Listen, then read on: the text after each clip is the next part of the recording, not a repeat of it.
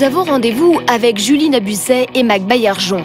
Elle est française, il est américain et voilà plus de 3 ans qu'ils collaborent sur des projets de rénovation. Le plan de travail en granit. Créatif, doté d'un vrai savoir-faire constructif, le duo est avant tout complémentaire. Ils nous emmènent sur l'un de leurs derniers chantiers, un appartement familial de 100 mètres carrés. Et c'est Stéphane, le fils aîné de la famille, qui nous y accueille. Ça va bien? Salut Matt. Ça va? Très bien. Constitué d'une entrée, un salon salle à manger, une cuisine, un long couloir et de 2 chambres, cet appartement familial a subi un changement de taille. C'est par ici que ça se passe, suivons le guide. Alors bienvenue chez moi. Donc ça c'est mon petit studio. Comme vous avez pu voir, c'est rattaché à l'appartement familial, mais séparé par 2 portes qui garantissent mon indépendance et mon intimité ici. Et j'ai tout ce qu'il faut, tout mon petit chez moi est réuni dans 20 mètres carrés. Stéphane vivait avec ses parents, mais une fois étudiant, il a souhaité avoir plus d'indépendance. Et après concertation, la famille a opté pour la création d'un studio dans l'appartement familial.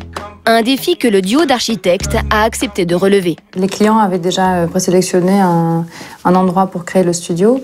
Il se trouve que c'était la pièce qui se situe tout au fond de l'appartement. C'était l'ancienne salle de bain de la chambre parentale. Et c'est dans cette pièce-là où on a décidé de couper l'appartement en 2.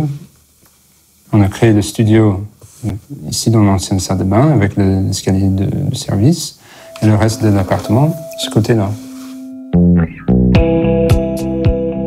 C'est donc dans l'ancienne salle de bain d'une surface de 16 mètres carrés située au fond de l'appartement que le studio a été conçu. Quand mes parents ont acheté l'appartement, on s'est retrouvé avec une énorme salle de bain, un très gros volume avec un haut plafond qui en réalité était gâché. Et donc un univers très froid, blanc. Et on s'est dit qu'on pouvait peut-être faire quelque chose pour moi ici.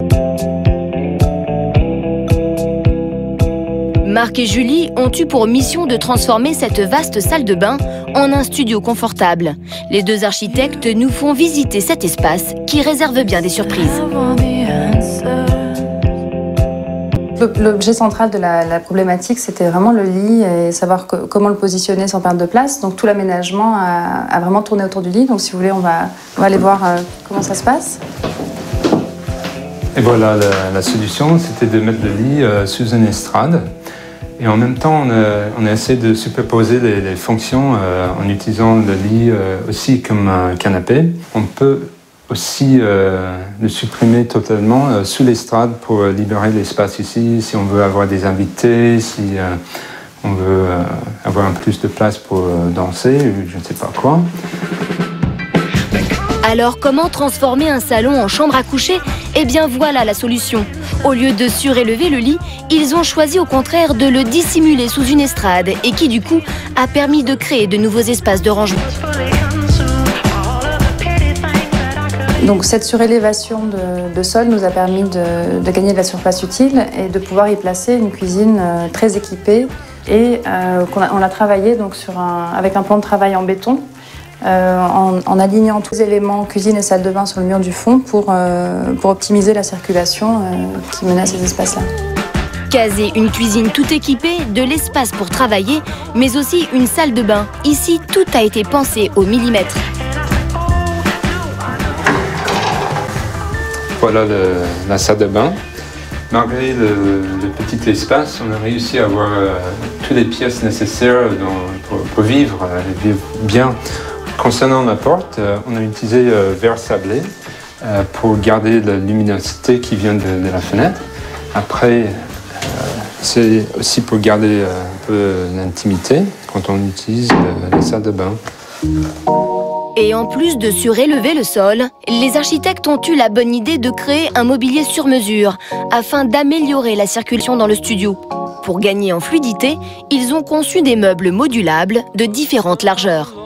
Donc l'intérêt de travailler sur ce désaxement, c'était par exemple de pouvoir dessiner un bureau, donc un espace bureau pour pouvoir mettre un ordinateur. Si on avait continué en ligne droite, on n'aurait plus eu la place de caser le lit. Donc on a dû restreindre ici la largeur de ce meuble et on en a fait une tête de lit. C'est le même principe pour le bar. L'objectif général dans ce studio, ça a été vraiment d'optimiser chaque centimètre carré, que ce soit dans l'optimisation de la hauteur que de la surface.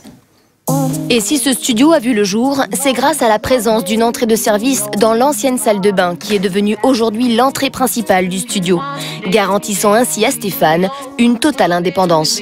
La proximité de mes parents toujours et de la maison familiale, mais surtout j'ai mon indépendance avec mon accès et c'est mon univers, c'est mon studio et je suis très très content du résultat. Vraiment, j'aurais jamais imaginé qu'on puisse faire quelque chose d'aussi bien dans un espace aussi petit, franchement.